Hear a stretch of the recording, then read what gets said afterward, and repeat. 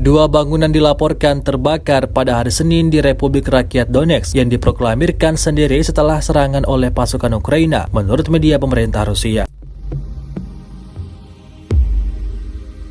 Rekamannya ramai beredar di media sosial Twitter pada Selasa 6 Desember 2022. Misi DPR di Pusat Gabungan untuk Kontrol dan Koordinasi yang didukung Rusia mengatakan pasukan Ukraina menembaki distrik Voroshilivsky, Donetsk dengan rudal Grad pada Senin pagi, dilansir dari kantor berita negara Rusia TASS.